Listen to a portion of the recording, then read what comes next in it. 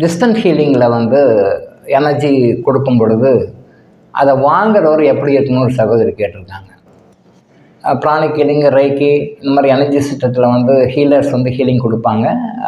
சம்மந்தப்பட்டவங்க வந்து அவங்க எனர்ஜி வாங்கிக்குவாங்க.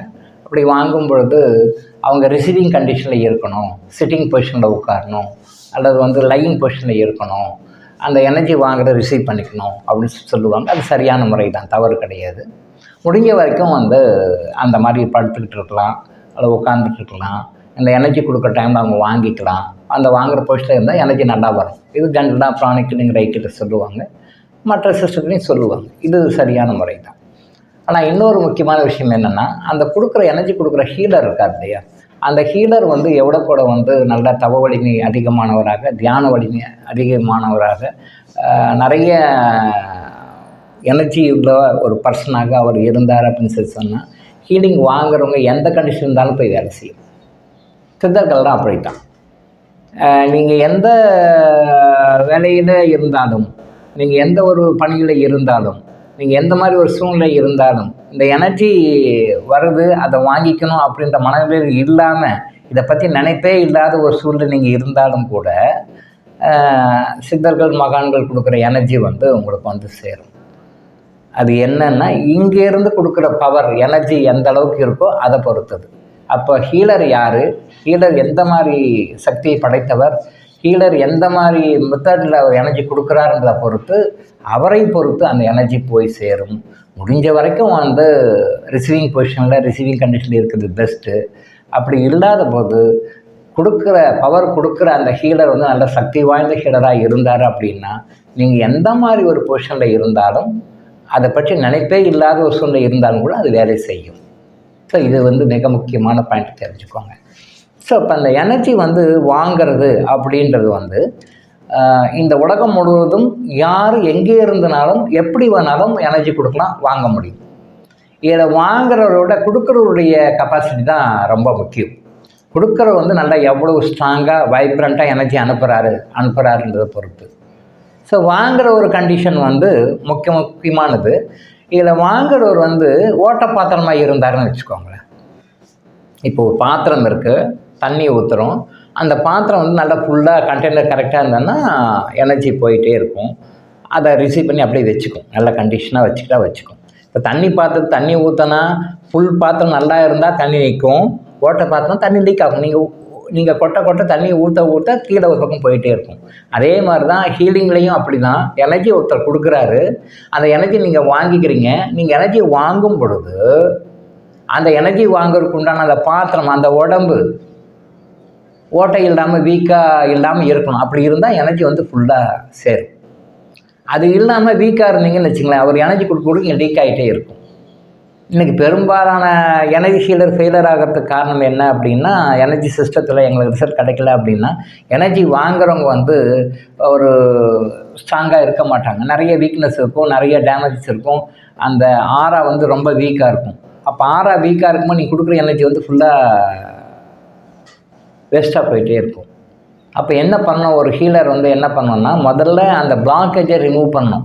அவங்க பாடியில் இருக்கிற பிளாக், அதாவது நீங்கள் கொடுக்குற எனர்ஜியை வாங்கிக்க முடியாத பிளாக் பண்ணுற எனர்ஜியை ரிமூவ் பண்ணிடணும், வாங்கிக்கிற மாதிரி பண்ணணும். ரெண்டாவது, கொடுக்குற எனர்ஜி லீக் ஆகாத மாதிரி அந்த ஹோல்ஸ் எல்லாம் அரெஸ்ட் பண்ணணும். ஸோ 2 விஷயம், எனர்ஜி கொடுக்குறாரு, எனர்ஜி வாங்குறவர் வந்து அதை பிளாக் பண்ணாமல் இருக்கணும். இவர் பிளாக் பண்ணுவார், இவரையும் அறியாமல் சில பிளாக்கேஜஸில் இருக்காங்க பாடி, அந்த பிளாக்கேஜை ரிமூவ் பண்ணணும். அப்போ தான் இவர் கூட எனர்ஜி உள்ளே போகும். அடுத்தது, அந்த வாங்குகிற எனர்ஜியை லூஸ் பண்ணிகிட்டு இருப்பாங்க. நிறைய டேமேஜஸ், ஹோல்ஸ் நிறையா இருக்கும். அது இன்னர் ஆராவில் இருக்கிற நுண்ணுடல் இருக்கிற ஹோல்ஸ், ஃபிசிக்கல் பாடியில் இல்லை, இன்னர் ஆராவில் நுண்ணுடல் இருக்கிற ஹோல்ஸ். ஏன்னா கொடுக்குற எனர்ஜி அந்த ஆராவுக்கு தான் போகும், நாட் ஃபார் ஃபிசிக்கல் பாடி. அதில் இருக்கிற டேமேஜஸில், வீக்னஸில் அது வெளியே போச்சுன்னா அதுவும் வேஸ்ட்டு தான் ஆகும், அவங்களுக்கு அந்த ரிசல்ட் வராது. ஸோ அந்த எனர்ஜி லீக் ஆகாத மாதிரி அதை பிளாக் பண்ணணும். ஸோ அவர் பிளாக் பண்ணி வச்சதை ரிலீஸ் பண்ணணும், எனர்ஜி உள்ள லீக் ஆகாத பிளாக் பண்ணணும். இதை 2ஐயும் வந்து ஒரு ஹீலர் செஞ்சுட்டு அதுக்கு பிறகு அவர் ஹீலிங் கொடுத்தாரு அப்படின்னு சொன்னால் கண்டிப்பாக இவர் கொடுக்குற எனர்ஜி அவர் கண்டிப்பாக போய் வேலை செய்யும். ஸோ இதை தான் நிறைய ஹீலர்ஸ் ஃபாலோ பண்ணணும். நிறைய ஹீலர்ஸ் ஃபாலோ பண்ண தவிர சில விஷயங்கள் தான். டைரெக்டாக எனர்ஜி வாங்குவாங்க, எனர்ஜி கொடுப்பாங்க. டாக்டர் நான் கொடுக்குறேன், ஆனால் எனர்ஜி வந்து நானும் என்ச்சிட்டு தான் இருக்கேன், பட் அவங்களுக்கு ரிசல்ட் வரல அப்படின்னு சொல்லுவாங்க. இந்த 2 விஷயத்தையும் தயவுசெய்து ஹீலர்ஸ் எல்லாமே ஃபாலோ பண்ணுங்கள். என்ன விஷயம்? முதல்ல நீங்கள் கொடுக்குற எனர்ஜியை சம்மந்தப்பட்ட நபர், நோயாளின்ற வேர்ட் நான் யூஸ் பண்ணலை, அது வேண்டாம், ஆனால் சம்மந்தப்பட்ட நபர்னு சொல்கிறேன். அந்த சம்மந்தப்பட்ட நபர் பிளாக் பண்ணுவார். செல்ஃப் பிளாக்னு சொல்லுவாங்க. அது நிறைய வகையில் பிளாக் பண்ணுவாங்க. தாட் ஃபார்மில் பிளாக் பண்ணுவாங்க, மற்ற வகையில் பிளாக் பண்ணுவாங்க. அவனை சுற்றி இருக்கிறவங்க நெகட்டிவ் தாட் ஃபார்ம் போட்டு பிளாக் பண்ணுவாங்க. இந்த காலத்தில் போய் இதெல்லாம் நம்பிட்டு இருக்கப்பாரு அப்படின்னு சொல்லி நெகட்டிவ் தாட் ஃபார்ம் போடுவாங்க. அந்த தாட் ஃபார்ம் போய் பிளாக் ஆகும். நிறைய தெரியாது. பேஷண்ட்டு நம்பிக்கையுள்ளவராக இருப்பார், பேஷண்ட்டை சுற்றிக்கிறவங்க நம்பிக்கையாக இருப்பாங்க. அது செகண்ட் ரவுண்டில் இருக்கிறவங்க இந்த காலத்தில் போய் இதெல்லாம் போய் நம்பின்னு கிடப்பார் அப்படின்னு சொல்லிட்டு ஒரு அவங்களோட கருத்து போடுவாங்க. அந்த கருத்து ஒரு செல்ஃப் பிளாக்காக அங்கே வந்து நிற்கும். ஸோ இந்த பிளாக்கேஜஸ் எல்லாம் முதல்ல ஹீலர் ரிமூவ் பண்ணணும். அப்போ தான் கொடுக்குற எனர்ஜி உள்ளே போகும். அடுத்தது அவங்களையும் ஏறியாமல் நிறைய, ஏன்னா நல்லா இருக்கவங்க யாரும் ஹீலர்ஸ் கிட்ட வரப்போதில்லை. ஏதோ ஒரு சஃபரிங்கில் பிரச்சனையில் கஷ்டப்படுறவங்களாம் வரப்போகிறாங்க. ஸோ அப்போ அவங்க வந்து வீக்காக தான் இருப்பாங்க. ஓட்டை பாத்திர மாதிரி தான். அந்த ஓட்டையெல்லாம் முதல்ல அடைக்கணும். அந்த எனர்ஜி பிளாக்கேஜை ரிமூவ் பண்ண மாதிரியே அங்கே எனர்ஜி லீக்கேஜ் எங்கெங்கே இருக்கோ அந்த எனர்ஜி லீக்கேஜை ஸ்டாப் பண்ணணும், பிளாக் பண்ணணும். அதையெல்லாம் பிளாக் பண்ணி கரெக்ட் பண்ணிட்டு அப்புறம் நீங்கள் எனர்ஜி கொடுத்தீங்கன்னா பேஷண்ட் கண்டிப்பாக க்யூர் ஆகிடுவார். ஸோ எல்லா ஹீலர்ஸும் இதை அடிஷ்னலாக ஃபாலோ பண்ணுங்கள். 1. அடுத்த விஷயம் வந்து நிறைய பேர் ஹீலர்ஸ் சொல்லுவாங்க, சார் நான் வந்து ஹீலர் பாணியிலேருந்து அந்த லைட் எனர்ஜி கொடுக்குறோம், பட் பேஷண்ட்டுக்கு கொடுக்கும்பொழுது அது திருப்பி ரிவர்ஸ் ஆகி அந்த ப்ராப்ளம் எங்களுக்கு வருது சார்.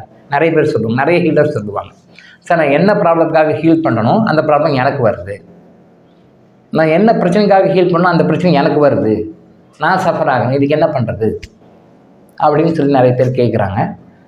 நீங்கள் அவங்கவுங்களுடைய குருமார்கள்கிட்ட கேளுங்க அப்படின்னு சொன்னாலும், குருமார்கள் கேட்டாலும் அவங்களும் சொன்னாங்க நான் சொன்ன விஷயத்தை ஃபாலோ பண்ணி இருந்தாலும் அந்த பிரச்சனை எனக்கு வருது அப்படின்னு சொல்கிறாங்க. இதுக்கு என்ன பண்ணணும் அப்படின்னு சொல்லி சொன்னால், ஹீலர் வந்து அவருக்கு ஒரு செல்ஃப் ப்ரொடெக்ஷன் லேயர் ஒன்று ஃபார்ம் பண்ணிக்கணும்.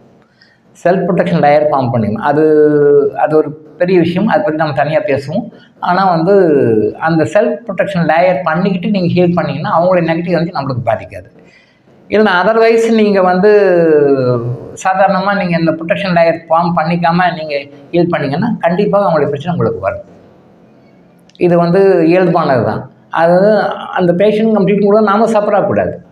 நிறைய pranic healers, rack healers, energy healers நிறைய பேர் என்கிட்ட கவுன்சிலிங்காக வராங்க. இந்த விஷயத்தை தான் சொல்லுவாங்க, சார் ட்ரீட்மெண்ட் கொடுக்க பயமாக இருக்குது, அது கொடுத்தா அந்த பிரச்சனை எனக்கு வருது, கன்ஃபார்மாக வருது சார் அப்படின்வாங்க. ஸோ அப்போ வந்து நீங்கள் ஹீலிங் கொடுத்து அவரை க்யூர் பண்ணக்கூடாதுன்னு அர்த்தம் இல்லை. நீங்கள் ஹீலிங் கொடுத்து க்யூர் பண்ணணும். அதே நேரத்தில் அந்த வலி வேதனை அந்த துயரத்தை நீங்கள் வாங்கிக்கூடாது. அதுக்கு நீங்கள் சில நம்ம ஃபாலோ பண்ண வேண்டிய ஆஸ் எ ஹீலர் நம்ம ஃபாலோ பண்ண வேண்டிய சில விஷயங்கள் தான் இருக்குது. அந்த செல்ஃப் ப்ரொடெக்ஷன் பண்ணிவிட்டு நீங்கள் ஹீல் பண்ணீங்க அப்படின்னு சொல்லி சொன்னால் ஹீலிங் ஒன் வேவாக போகும். உங்கள்கிட்ட இருந்து மட்டும்தான் அவங்களுக்கு போகும், அவங்ககிட்ட ரிவர்ஸ் உங்களுக்கு வராது. நீங்கள் அந்த மாதிரி நீங்கள் செல்ஃப் ப்ரொடெக்ஷன் பண்ணிக்காமல் நீங்கள் ஹீல் பண்ணிங்க அப்படின்னு சொல்லி சொன்னால், பணம் கொடுக்குறாங்க, எனக்கு வேண்டப்பட்டவங்க, எனக்கு தெரிஞ்சவங்க, எனக்கு சொந்தக்காரங்க, எனக்கு அப்படின்ற ஒரு காரணங்களால் நீங்கள் வந்து ஹீல் பண்ணிங்க அப்படின்னு சொல்லி சொன்னால் ஒன் வேவாக போகிற எனர்ஜி அவங்களுக்கு போயிடும். அதே சமயம் அவங்ககிட்டேருந்து பை வேவாக இன்னொரு எனர்ஜி, நெகட்டிவ் எனர்ஜி வந்து உங்களை வந்து பாதிக்கும். கண்டிப்பாக அது வந்து உங்களுக்கு நீங்கள் ரெக்கவர் ஆக முடியாது. அது உங்களுக்கு நிறைய பிரச்சனை கொடுக்கும். அதுக்கு பல காரணங்கள் இருக்குது. தொடர்ந்து பல வீடியோவில் நம்ம பேசுவோம். ஸோ செல்ஃப் ப்ரொடெக்ஷன் பண்ணிக்கோங்க. செல்ஃப் ப்ரொடெக்ஷன் பண்ணிவிட்டு நீங்கள் கொடுக்குற எனர்ஜி ஒன் வேவாக மட்டும்தான் போகணும். உங்கள்கிட்ட ஆரோக்கியம் போகணும், அவங்க ஆரோக்கியம் அடையணும். அவங்ககிட்ட நோயற்ற சக்தியை, நோயற்ற எனர்ஜி உங்களை வந்து பாதிக்கூடாது. நீங்கள் அது ப்ரொடெக்ஷன் பண்ணிக்கணும். அந்த ப்ரொடெக்ஷன் பண்ணிக்கிட்டு நீங்கள் பண்ணிங்கன்னா நீங்கள் எந்த ஒரு பேஷண்ட்டுக்கும் நீங்கள் முழுமையான ஆரோக்கியத்தை கொடுக்க முடியும். நீங்களும் அவரால் எந்த வகையிலும் பாதிக்காமல் இருப்பீர்கள். இந்த விஷயத்தை நீங்கள் டே டு டே லைஃப்பில் அப்ளை பண்ணிங்கன்னா எல்லா ஹீலர்ஸும் ஆரோக்கியமாக இருந்து கொண்டு மற்றவர்களுக்கு ஆரோக்கியத்தை கொடுக்க முடியும்.